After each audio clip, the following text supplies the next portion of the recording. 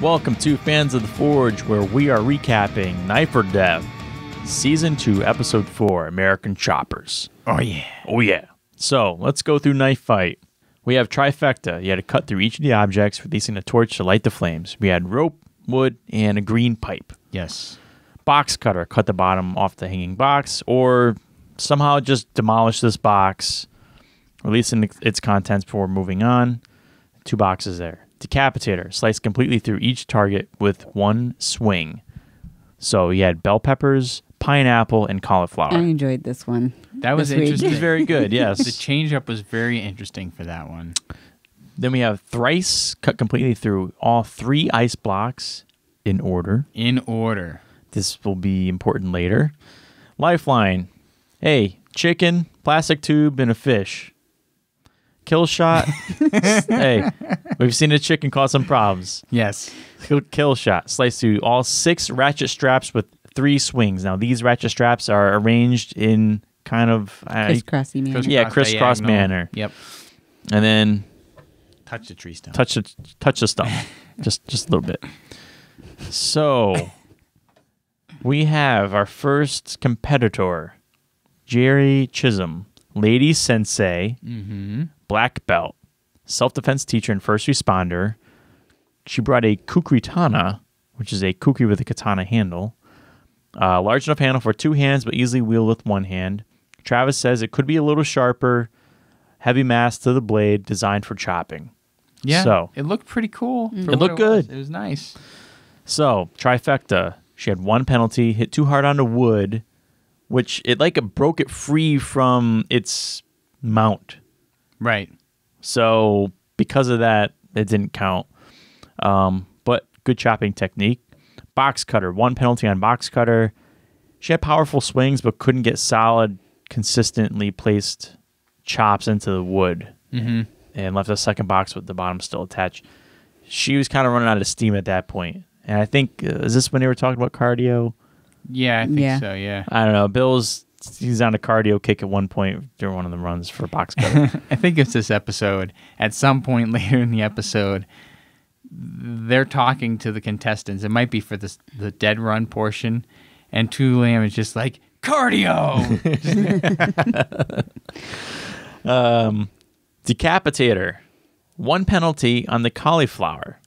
Otherwise, very good slices. Yeah, so you see how difficult it is to do that slice on the cauliflower. I think it's hard to line it up just because it's short. It's they are short, and it's just you're lumpy, and you just the way that the I don't know the top part of the cauliflower is called, like the bushel part, head. I don't know. The head of it. It's so solid. Like if it was broccoli, it'd be a little less solid, but cauliflower is such a solid mass. Might that deflect. Yeah, exactly. Thrice. She took her time, but easily cut through the ice. Lifeline stopped at the plastic tube. Her blade was dulled too much from the previous obstacles. Yeah. So she couldn't get through that. So it's possible there might have been some issue with the way she swung at it as well. Like I think it was a little short on her swing. Like she couldn't, the tip hit the thing rather than hitting it with the full edge of the blade. Right. Next up was Larry Clemens, who had been forging since he was 14 and practicing martial arts since he was 9. He came with a kukri, which he had designed for best combative success. The blade was designed to be in alignment with the body while using. Unfortunately, Travis did not like his handle. No. It didn't fit his hand well, at least Travis's hand well. I don't know if it would have fit this guy's hand. I don't know how well. I had a question about that. So was Travis going on because it doesn't fit my hand? It probably won't fit your hand because our hands are about the same size? I don't know. I mean, I feel this guy made his own kukri, so I feel like he would have designed it to at least fit okay with his own hand. And let me finish reading this, and then I'll tell you one other thing about this that I saw today. So there was exposed metal in the bottom of the handle. He had a bird's head feature, which was a pinky ring that you put your pinky in, and then it had a sharp bird's head design. And Travis is like, I mean, that's exposed metal. If it was wood, it would be a little different. Like, it wouldn't have as much potential to, like, stab into something or cut you. And then the pinky ring is more of a danger than a help in something like this because you're putting your weakest finger and you're locking it into the blade as you swing it. Yeah. And you have your other fingers aren't locked into anything, so you're putting a lot of pressure on that one finger. And he said it's more likely to cause someone to break their pinky if they were to swing this thing too hard. And because of that, there were too many elements on the handle of this blade that were hazardous to the wielder, and the knife did not make the cut. No. Was this the first time that they've said no, this does not? This season, yes. Okay. There was at least one or two last season from what I remember. So, perusing the Facebook groups out there today, I stumbled upon a video by Mr. Larry Clemens showing off this particular kukri, doing some chopping testing and everything. And from the tests he showed, he was able to chop through, like a 2x4 and 5 water bottles in succession, and didn't seem to really put any extra strain on his pinky. So I don't think that he would have had an issue as much as Travis said, because it was, I think, designed specifically for his own hand. Travis maybe had a little bit bigger of a hand, and that's why he was giving him a harder time about it. Possibly. But I do understand where he was coming from with the sharp edges, and I don't like the idea of a pinky ring either. I think that really could cause someone's finger. I would side with Travis's concerns about that for sure, and that he's there to make sure everyone's safe. Yeah, he's kind of looking out. It's his job to look out kind of for the show and competitor safety. Yeah, if this guy rips his finger off, I don't think we're seeing this show anymore. That's just me. So yeah, unfortunate, but that's just kind of how it goes. Yeah. I agree. So our next contestant is Tom Lambert from JOC Blades, which is Jacked Outdoor Cutlery. He has 4 years forging experience using a chopper made by Frankie Sausto, who was from Season 5, Episode 3, the Seek a Sword finalist. A Forge and Fire. Forge and Fire. And he is of SF Blades. FS. What did I say? SF. I'm sorry. It's his initials. Yeah. FS Blades. FS Blades on Instagram. He has a collection of over 100 blades. So he has a 17-inch bladed large chopper, deceptively light for its size. Travis says it develops great power and has a nice sharp edge, moderately light and sharp. The strengths are that it's designed for slashing. The weakness is that burrs may cause difficulty slicing, and it had a micarta handle. This thing was a monster. It was, I think they said, 3-inch wide blade? Like, it was huge. To the point where I was so impressed I had to take an Instagram story video of it and post it and this guy comment over to here. these guys. So I liked it a lot. So for a trifecta, tears through all of them, easily chops the wood, one swing through both the rope and the PVC pipe. Box cutter was 1 penalty on the first box, didn't completely remove the bottom from the top. And he was getting tired during his, trial with the second box. Decapitator was 1 penalty on the cauliflower, went high and bounced off the top of the second cauliflower. Otherwise, very solid slices. Thrice just wrecked the ice. Oh, gosh. Yeah. It was crazy. It just right through. Lifeline clears all 3 easily. And kill shot wrecked the straps. And then got to the stump with only 1 penalty. Just the cauliflower. Yeah, that was near perfect run, Very except impressive. for cauliflower. Yeah, it was cool. That was a really good one to see. All right, so we have John Landry up next. He brought a shinobi katana, practicing martial arts for 44 years. So he's skilled in ninjutsu. Shorter than a typical Japanese katana, straighter blade, not curved, square hand guard. Straighter blades are better for pushing. Edge geometry is as beautiful as the blade, says Travis. John is worried about the ice. Blade length is 25 inches with a 2-handed grip, moderately sharp, and is designed for impact. The weakness might be in chopping. So, trifecta, got through all 3. Box cutter, generates some force, but just can't easily chop through the wood. Took a lot of time and seems gassed. takes 2 penalties. Yep. Decapitator, 2 penalties. The bell peppers and the pineapple didn't have level horizontal cuts, but cut through cauliflower, no problem. Yeah, that was the really weird one. It was like cauliflower would be the one that I consider the hardest one for this episode, and he Took care of it. took care of it. Thrice, the ice wasn't as much of a concern as he thought, made it through easily. Lifeline clears all 3 with solid downward angled cuts. Kill shot, couldn't get any good slashes and was stopped at kill shot. Yeah, I think he got through a few of them, but he didn't make it through all of them. So that was a major issue there. Next up, we had Henry Hill, who was an Army veteran and martial arts instructor. I believe he called his blade a fantasy cutter. Yes. It was an 18-inch blade with an 18-inch handle. Yeah. It's like, damn, that's a really interesting design. It gives you lots of options. Travis lauded it, saying it had simple performance characteristics and it was very versatile. It was a light blade that was very sharp, and its strengths was that it had a versatile grip that you could use one-handed, two-handed, adjust anywhere along that 18 inches and get a good grip, and it had a very long reach. But the biggest weakness it had was that it was an untested blade.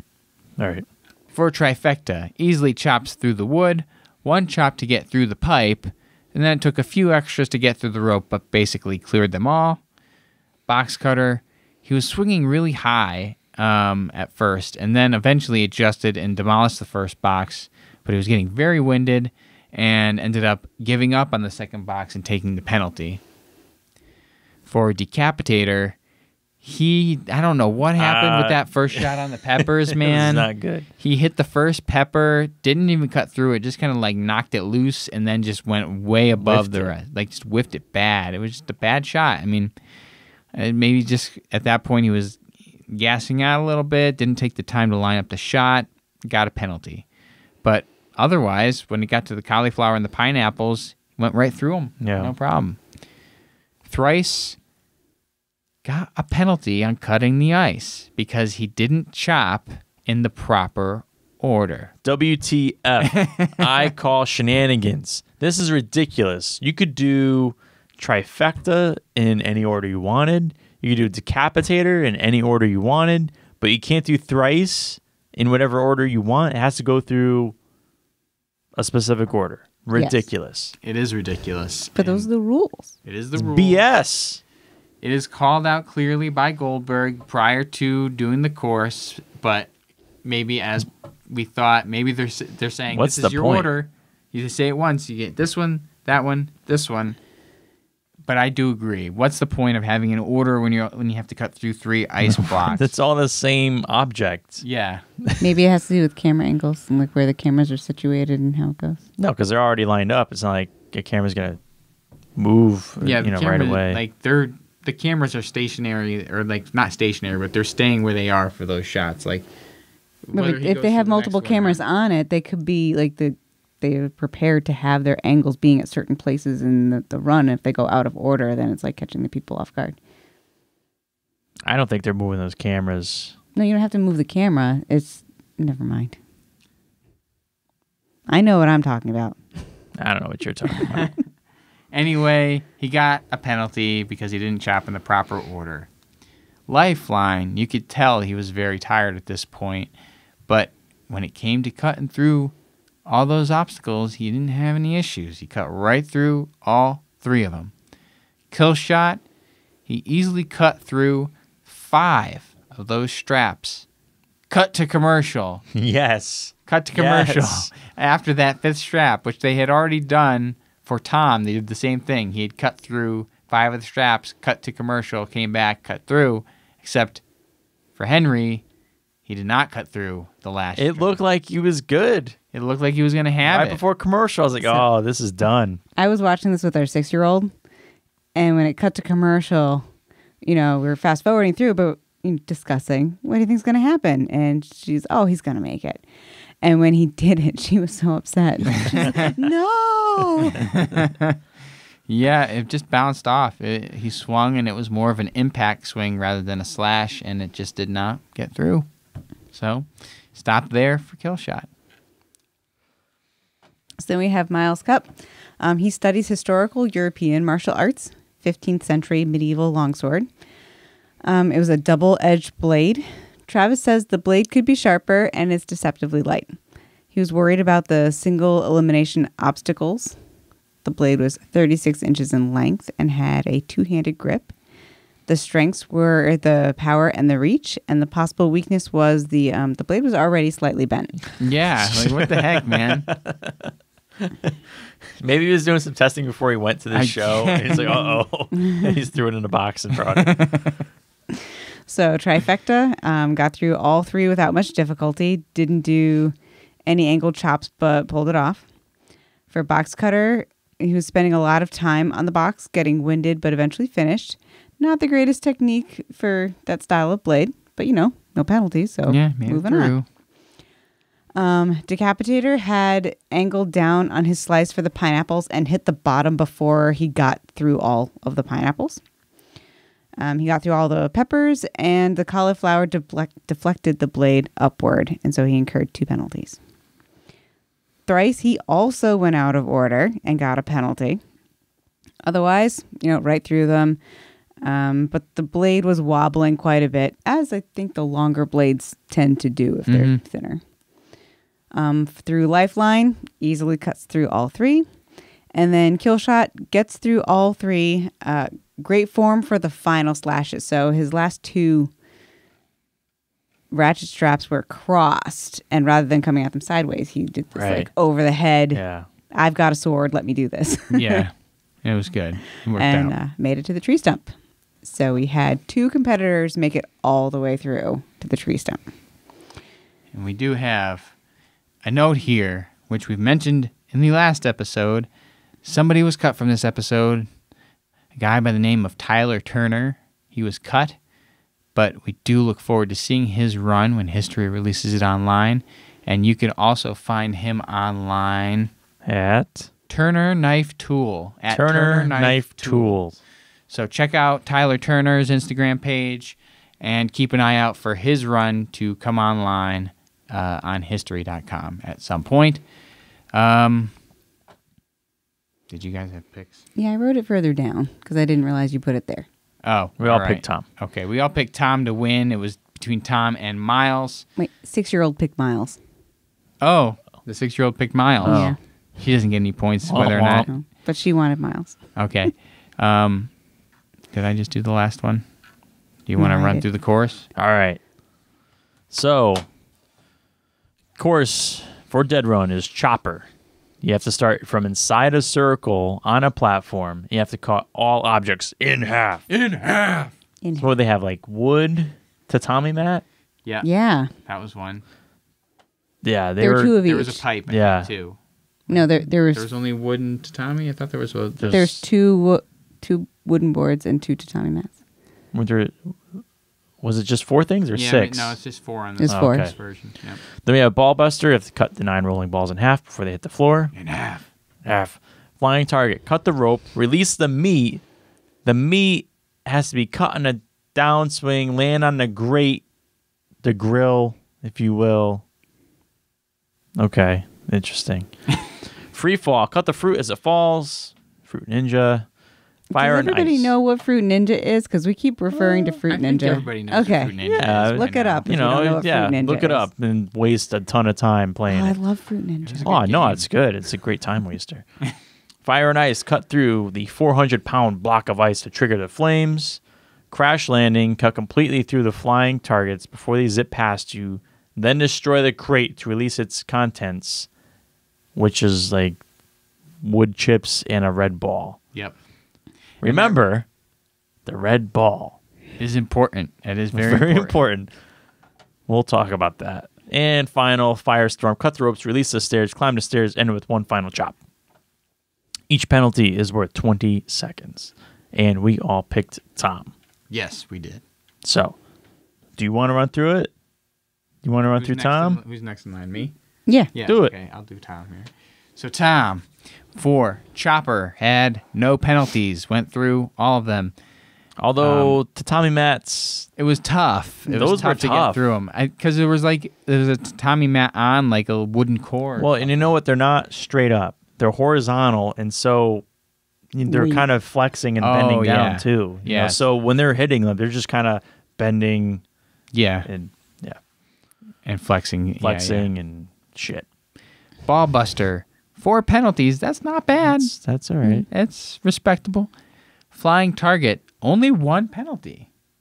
So that means he got 2 to land on the grates and stay on there. Yeah. And then for free fall, okay, so I got a little confused here because I was counting up the penalties as I went along. Okay, wait a second. There was one. Okay, free fall. As far as was it flying target maybe? Because I thought Goldberg had said it was a penalty, but maybe I saw it land on the thing.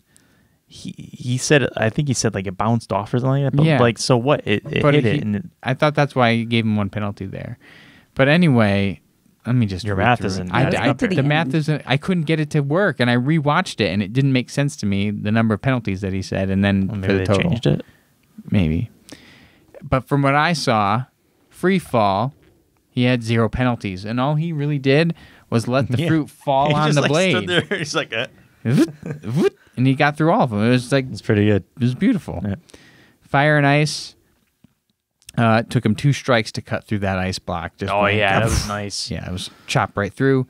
Crash landing. He did have 1 penalty on the water bottle. Yeah, got caught up on the blade, and then finished Firestorm.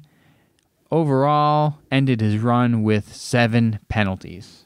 So, not bad. Not bad. May not have had a penalty on the flying target. Yeah, so still not 100% sure about that, but 7 penalties is not bad. So then Miles for Chopper, no penalties. Ballbuster was 5 penalties. Not great technique. Blade was too wobbly to slice horizontally. It was just, when they do the slow motion and the balls are bouncing around, the blade was thin. It was just, that one's hard. Was he kind of leaving stuff up on there too? Oh, yeah. I think that affected at least one of them. That affected 1 or 2. Yeah. But you could see he was swinging horizontally, but the blade was flexing down. So, like, as he went for the ball, even though he was swinging... I think that and it would bounce. Technique was better, but it just wasn't working out. It wasn't lining up well for him. And it all happens fast. Flying... Didn't he... What I think he left and he's like, oh, Goldberg said something, then 2 was like, he got 5. Like, he got 5 penalties. Like as if Goldberg had said something like, oh, it's not bad. He was like, he got 5 penalties. Oh, jeez. But flying target was no penalties. Yes, that was true. He landed all of them. Free fall was 5 penalties. Hard to hit the cantaloupes with the sword. Yeah. Fire and ice, he made it with 5 to 6 strikes. Mm-hmm. And crash landing was 2 penalties, water bottle, and cut the rope holding the tube. So as the tube swung down, he cut above it, and then it gave him a penalty because he didn't cut the tube itself. Which one's the one where you cut it and release the contents? This is right after crash landing. Yeah. It's part of crash landing. So it's the end of it. So the box falls. Box is there. You chop it open. Yep. He's beating the shit out of it. He can't find the red ball. It's there. Well, the ball came out. He didn't know it came out. Mm-hmm. It rolled off to the side, and then Goldberg's like, he didn't see the ball, and the dude's still beating the box. There's still like wood chips in there, and he's just beating the shit out of it. And he's like, trying to find the there's ball. nothing left. And he starts kicking at the pile, and then I'm like, it's up away. to the guy to like dig through the pile. Like, that sucks. Yeah, that was no indicator. You have to know that the ball came out, which is shitty. So then he gets to the firestorm, and I think he had to do at least 2 attempts on one of the ropes. Didn't cut right away. But anyway, gets up to the top, stops the clock. 12 penalties in total. So our final times, Miles clocked in at 8 minutes and 9 seconds with penalties, and Tom came in at 5 minutes and 25 seconds with penalties. All right. So Tom won the episode and moved on to the finale. Congratulations, Tom. You had an awesome blade. Nice work, Frankie, on that blade. Again, I'd love to get one of those someday. It'd be really cool to have one of those bad boys, I'm just saying. Oh, look at that. To whom are you saying that? To Oh, him I or to don't know. me? And anybody that's willing to listen, I guess, if you're watching our show, I'd love to have one. Anyway, we get on to the most important part of the episode, some of our tallies, our secret words. We had our in half count. Goldberg was the big offender here with 5 in halves this episode. Unfortunately, the gas count is 0. They caught on to us. They must have. There was plenty of opportunities to use gassed in this episode, and they did not use gassed. Now, they did, however, use winded. And that was 2 Lamb saying it quite 3 times. The competitor was winded, not gassed. I miss gassed. I like gassed. Yeah. It's funny. It is funny. I'm feeling a little let down that it's not there anymore. Next week. So, our final tallies for points. Chris and Teresa now have 4 points, and Sean has 3 points. Yes. And that's that. The points don't mean shit. No, they don't. But that was a great episode, and the finale is really shaping up to be an interesting battle between some of these guys based on just the last 2 episodes, never mind the first 2 episodes from this season. There's some good contenders here. Right. And it's going to make for a very fun finale, for sure. So, that was our Knife or Death Season 2, Episode 4 wrap-up, American Choppers. Thank you for watching. Remember to subscribe on YouTube, follow our Instagram and Facebook, and otherwise, keep an eye out for more episodes and maybe some more interviews from contestants sometime soon. Oh, Who okay. knows? Cool. Not that I know. I'll keep an eye out. Yeah, maybe. All right. Thank you for watching. See you next time. Bye.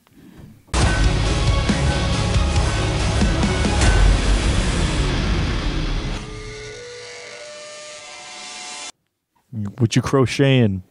Square. Why? Because I wanna. Oh.